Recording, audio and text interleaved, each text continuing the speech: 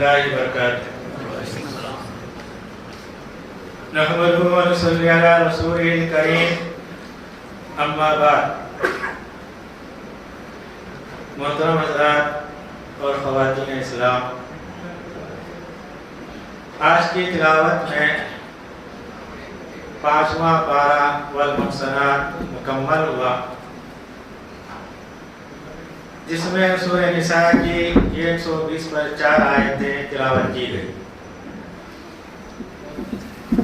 اللہ تعالیٰ سے دعا ہے کہ آج کی تلاوت کو اور سننے کو قبول فرمائے اور ہمارے گناہوں کو معاف فرمائے۔ پارے کی ابتدا میں اللہ تعالیٰ نے یہ بتایا جو عورتیں شادی شدہ ہیں میدان جنگ میں خیری بن کر مسلمانوں کے قبضے میں آتی ہیں تو عورتیں مسلمانوں کی لونڈیاں ہوں گی۔ یہ اسلام کا حکم ہے۔ اسلام یہ نہیں کہتا کہ ان کو ہمیشہ لونڈی بنا کے رکھو۔ نبی کریم صلی اللہ علیہ وسلم کی 2 بیویاں حضرت جویرہ رضی اللہ تعالیٰ عنہ اور حضرت صفیہ رضی اللہ تعالیٰ عنہ خیری بن کے آئی۔ نبی کریم صلی اللہ علیہ وسلم ان کو آزاد کر کے اپنی زوجیت میں شامل کر۔ تو اسلام کیا ہے؟ لونڈیوں کو آزاد کرنے کا حکم دیتا ہے۔ پرانے دور کے اندر لونڈی غلام کا رواج تھا، تو اسلام آنے کے بعد یہ تعلیم دیتا ہے کہ ان کو آزاد کر دو۔ آزاد کرنے کا بھی ثواب ملتا ہے، جیسا کہ نبی کریم صلی اللہ علیہ وسلم نے کہا اگر اس کے پاس لونڈی ہوتی ہیں اسے تعلیم دیتا ہے، تربیت کرتا ہے، اسے آزاد کر کے شادی کر لیتا ہے، اسے 2 ثواب ملتے ہیں۔ اس کے بعد اللہ تعالیٰ کہتے ہیں اگر کوئی آزاد مرد ہے اسے شادی کہیں نہیں ہوتی ہے تو اللہ تعالیٰ کہتے ہیں اگر لونڈی مومنہ ہے اسے شادی کرو۔ اور شادی کرنے کے لیے شرط بتائی گئی ولی کا ہونا اور 2 گواہ ہونا اور مہر کا متعین ہونا ضروری ہے۔ چاہے لونڈی ہو، وہ بچی جو بالغ ہے بغیر ولی کے نکاح نہیں ہوتا۔ نبی کریم صلی اللہ علیہ وسلم کہتے ہیں جو بھی عورت بغیر ولی کے نکاح کر لیتی ہے وہ زانیہ ہے۔ اس کے بعد اللہ تعالیٰ کہتے ہیں یا ایھا الذین آمنوا لا تأکلوا بینکم اموالکم بینکم بالباطل۔ ایمان والو تم آپس میں اپنے مال کو حرام طریقے سے مت کھاؤ، الا ان تکون تجارۃ عن تراض منکم، مگر آپس میں تجارت کے ذریعے کھا سکتے ہیں۔ بیپار کے ذریعے آپس میں بیٹھ کر فیصلہ کر لیتے ہیں ہمارا بیپار ہوگا، اس کے اندر فائدہ اتنا ہے، یہ جائز ہے، مگر کسی کا مال حرام طریقے سے اپنے قبضے میں نہیں لینا۔ اس کے بعد اللہ تعالیٰ کہتے ہیں وَلَا تَقْتُلُوا أَنفُسَكُمْ، خودکشی کرنا حرام، فطری موت سے پہلے مر جانا حرام ہے۔ اگر کوئی زہر کھا کے مر جاتا ہے یا اوپر سے گر کے مر جاتا ہے یا چاقو لے کر بھوک کے مر جاتا ہے یہ خودکشی ہے۔ اللہ تعالیٰ کہتے ہیں یہ حرام ہے، اپنی جان کو قتل مت کرو۔ نبی کریم صلی اللہ علیہ وسلم کے دور میں کوئی جنازہ ایسا آتا جو خودکشی کی وجہ سے مر گیا ہوتا، اس کی جنازے کی نماز نہیں پڑھاتے کیونکہ حرام ہے۔ خود نبی کریم صلی اللہ علیہ وسلم نے کہا جو آدمی دنیا میں جس کے ذریعے سے خودکشی کر لیتا ہے چاقو کے ذریعے سے، اللہ تعالیٰ جہنم میں اسے چاقو دیں گے، وہ اپنے آپ کو بھوکتا رہے گا، پھر زندہ ہوگا، یہی اس کا کام۔ اگر کوئی زہر کھا کے مر جاتا ہے تو جہنم میں اسے زہر دیا جائے گا، وہ پیتے رہے گا، زندہ رہے گا، اس کا کام یہی رہے گا جب تک جہنم، ہمیشہ کے لیے وہی اس کی سزا ہے۔ اس کے بعد اللہ تعالیٰ کہتے ہیں ان تجتنبوا کبائر ما تنہون عنہ نکفر عنکم، اگر تم بڑے گناہوں سے بچتے رہو گے اللہ تعالیٰ تمہارے چھوٹے گناہوں کو معاف کر دے گا۔ بڑے گناہ کیا ہے؟ اللہ کے ساتھ شریک کرنا، माँ बाप की नाफरमानी करना, सूद खाना, यतीम का माल खाना। तो अल्लाह ताला कहते हैं अगर तुम बड़े गुनाहों से बचोगे, छोटे गुनाह खुद ब खुद माफ हो जाते हैं। जैसा कि आपने कहा, जो आदमी रमजान के महीने का एहतिमाम करता है, ये रमजान का महीना उसके लिए 11 महीनों के लिए एडवांस के तौर पर छोटे छोटे गुनाह माफ हो जाते। शर्त क्या है? बड़े गुनाहों से बचना। फिर आपने कहा जो आदमी जुमा का एहतिमाम करता है, आने वाले जुमे तक ये जुमा क्या होता है? छोटे गुनाहों से बचने का कफ़ारा होता है। शर्त क्या है? बड़े गुनाहों से बचना। दिन में हम 5 वक्तों की नमाज पढ़ते हैं, ये नमाज भी क्या है? छोटे गुनाहों का कफ़ारा बनती है। शर्त क्या है? बड़े गुनाहों से बचना। उसके बाद अल्लाह ताला इस सूरह के अंदर शराब का जो 3 मरतबा हुक्म नाजिल हुआ हुर्मत के सिलसिले में, दूसरी आयत इसमें नाजिल हुई, या अय्युहल्लज़ीना आमनू ला तक़रबुस्सलाता व अंतुम सुकारा। ऐ ईमान वालों, तुम नमाज के करीब मत जाओ नशे की हालत में। सूरह बकरा में बताया गया शराब के अंदर फायदा भी है, नुकसान भी है, मगर फायदे से ज्यादा नुकसान है। क्योंकि अरब के लोग क्या थे? शराब पीने के रसिया थे, उसके आदी थे, उनको फौरन नहीं छुड़ाया जा सकता। पहले बताया गया उसके अंदर फायदा भी है, नुकसान भी है, मगर फायदे से ज्यादा नुकसान है। इस सूरह के अंदर अल्लाह ताला कहते हैं शराब पी सकते हैं, मगर नमाज से पहले नहीं पीना चाहिए, नमाज के बाद पियो। इसका ये मतलब नहीं कि अब हम शराब पी सकते। क्यों कहा? क्योंकि अल्लाह ताला दूसरे यानी हुर्मत के सिलसिले में दूसरा हुक्म अल्लाह ताला नाज़िल किया, तीसरा हुक्म सूरह माइदा के अंदर है।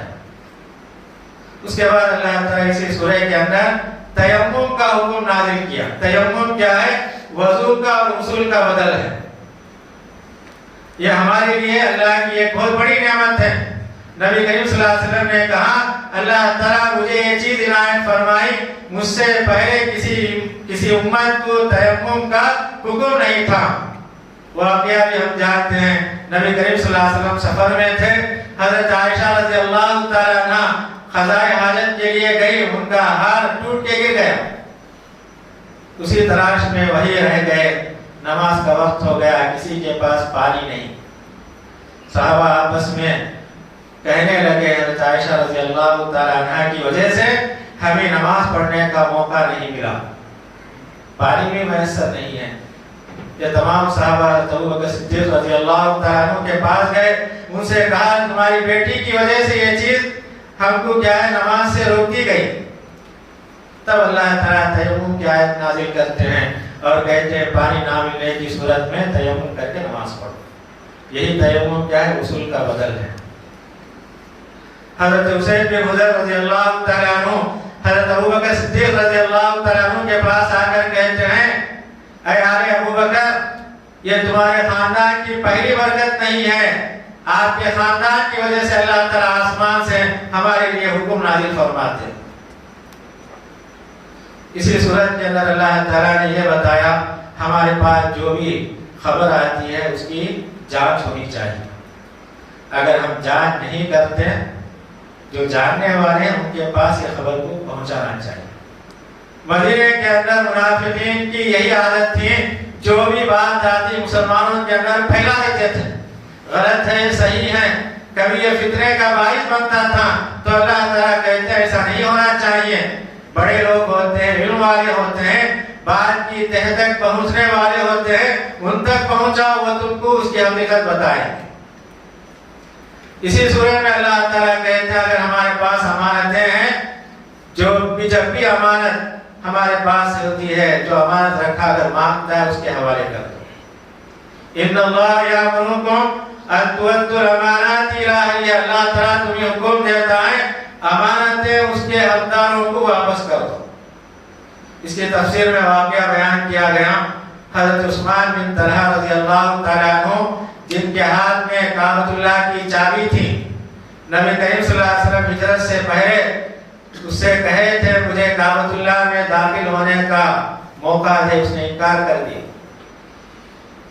नबी करीम सल्लल्लाहु अलैहि वसल्लम मदीना गए, 10 साल के बाद जब मक्का लौटते हैं, मक्का फतह होता है, आपके हाथ में चाबी आती है। حضرت عباس رضی اللہ تعالیٰ عنہ، حضرت علی رضی اللہ تعالیٰ عنہ دوڑ کے آتے ہیں اور کہتے ہیں چابی ہم کو دے دیجئے، ہمارے خاندان میں رہے گی۔ نبی کریم صلی اللہ علیہ وسلم نے کہا نہیں، آپ نے عثمان بن طلحہ کو بلایا اور کہا یہ تمہارا حق ہے، کیونکہ تمہارے خاندان والے اس کی نگرانی کرتے تھے، یہ چیز میں تم کو دیتا ہوں۔ پھر آپ نے کہا یہ چابی تمہارے خاندان میں ہمیشہ رہے گی، آج تک بھی وہی خاندان اس کی چابی رکھتے ہیں۔ تو اللہ تعالیٰ یہی کہتے ہیں امانت دار جو بھی ہے، اگر کوئی امانت رکھا ہوا ہے، اگر مانگتا ہے اس کے حوالے کر دو۔ پھر اللہ تعالیٰ اس آیت کے اندر کہتے ہیں اللہ کی اطاعت کرو، رسول کی اطاعت کرو۔ جو ہمارے حکمران ہیں اگر وہ اللہ اور اس کے رسول کی اطاعت کرتے ہیں، ان کی اطاعت کرنا چاہیے۔ اگر حکمران کوئی حکم دیتے ہیں ہمیں اس کے اندر یقین نہیں ہے تو اللہ تعالیٰ کہتے ہیں ان کے حکم کو اللہ اور اس کے رسول کے فرامین پر لوٹا دو، اگر صحیح ہے مانو، اگر صحیح نہیں اسے انکار کرو۔ پھر اللہ تعالیٰ اسی صورت کے اندر کہتے ہیں دنیا کے اندر جو بھی اللہ اور اس کے رسول کی اطاعت کرے گا جنت میں انہی لوگوں کے ساتھ ہوگا۔ ایک صحابی آتے ہیں اور کہتے ہیں ہم آپ کے پاس رہتے ہیں، آپ کو دیکھتے ہیں، جب ہم اپنے گھر کو جاتے ہیں ہمارا دل بے چین ہوتا ہے، جب آپ کو دیکھ لیتے ہیں ہم کو اطمینان ہو جاتا ہے۔ آپ جنت میں اونچے مقام پر ہوں گے، ہم نیچے ہوں گے، کیا ہم آپ کو دے سکتے ہیں؟ تو اللہ تعالیٰ یہ آیت نازل کرتے ہیں وَمَن يُطِعِ اللَّهَ وَالرَّسُولَ فَأُولَٰئِكَ مَعَ الَّذِينَ أَنْعَمَ اللَّهُ عَلَيْهِم مِّنَ النَّبِيِّينَ وَالصِّدِّيقِينَ وَالشُّهَدَاءِ وَالصَّالِحِينَ وَحَسُنَ أُولَٰئِكَ رَفِيقًا۔ دنیا کے اندر جو بھی اللہ اس کے رسول کی اطاعت کرے گا تو اللہ تعالیٰ جنت میں اس آدمی کو ان لوگوں کے ساتھ رکھیں گے جو اللہ کے پیغمبر، شہید، نیک لوگ، سچے لوگ۔ اور اللہ تعالیٰ کہتے ہیں ایسے لوگوں کے ساتھ رہنا یہ کیا ہے؟ بہترین چیز ہے۔ ایسے لوگوں کے ساتھ میں رہنا، صحبت میں رہنا یہ بہترین مقام ہے۔ اسی صورت میں اللہ تعالیٰ یہ کہتے ہیں اللہ اور اس کے رسول کا جو بھی فرمان ہے فوراً مان لینا چاہیے، اس کے اندر شک و شبہ نہیں کرنا۔ ایک واقعہ بتایا گیا، ایک یہودی ایک مسلمان جس کا ایمان مکمل نہیں تھا، منافق تھا، نبی کریم صلی اللہ علیہ وسلم کے پاس گیا، جھگڑا تھا تو آپ نے فیصلہ یہودی کے حق میں کر دیا۔ وہ دونوں وہاں سے نکلے، جو مسلمان تھا منافق تھا اس کے دل میں اطمینان نہیں تھا، اس نے کہا چلو ہم حضرت ابوبکر کے پاس جاتے ہیں، ان کا فیصلہ بھی سن لیں گے۔ ان کے پاس بھی گئے تو حضرت ابوبکر صدیق رضی اللہ تعالیٰ عنہ نے وہی فیصلہ کیا جو نبی کریم صلی اللہ علیہ وسلم نے فیصلہ کیا۔ وہاں سے نکلے، پھر وہ آدمی کہتا ہے مجھے اطمینان نہیں ہے، حضرت عمر کے پاس جائیں گے، وہ فیصلہ کرتے ہیں، جو بھی کرتے ہیں مان لیں گے۔ تو حضرت عمر رضی اللہ تعالیٰ عنہ نے وہی فیصلہ کیا جو فیصلہ نبی کریم صلی اللہ علیہ وسلم نے اور حضرت ابوبکر صدیق رضی اللہ تعالیٰ عنہ نے کیا۔ یہودی کہتا ہے یہی فیصلہ دو تمہارے ساتھی کیے۔ تو حضرت عمر اس سے کہتے ہیں کیا تم میرا فیصلہ چاہتا ہے؟ گھر میں جاتے ہیں، تلوار لاتے ہیں، اس کی گردن اڑا دیتے ہیں۔ تمام لوگ پریشان ہو گئے تو اللہ تعالیٰ آیت نازل کرتے ہیں فَلَا رَبِّكَ لَا يُؤْمِنُونَ حَتَّى يُحَكِّمُوكَ فِي مَا شَجَرَ بَيْنَهُمْ۔ اللہ تعالیٰ یہی کہتے ہیں نبی کریم صلی اللہ علیہ وسلم جو فیصلہ کر دے اس کے بارے میں شک نہ کریں اور پوری طرح آپ کے فیصلے کو قبول کر لے۔ اگر قبول نہیں کرتا وہ آدمی کافر ہے۔ اسی سورہ کے اندر بتایا گیا موت کا وقت مقرر ہے، کوئی موت سے بھاگتا نہیں۔ اگر موت سے بچنے کے لیے کسی مضبوط قلعے میں، بلڈنگ میں رہ جاتا ہے تو اللہ تعالیٰ کہتا ہے انما تکونوا یدرککم الموت ولو کنتم فی بروج مشیدہ۔ تم دنیا میں جہاں کہیں رہو، مضبوط قلعے میں کیوں نہ ہو، موت تم کو آ کر اپنے قبضے میں کر لے گی۔ کوئی موت سے بچنے والا ہے۔ دنیا میں جتنے انسان آئے جب تک ان کی زندگی تھے سب موت کے آغوش میں چلے گئے۔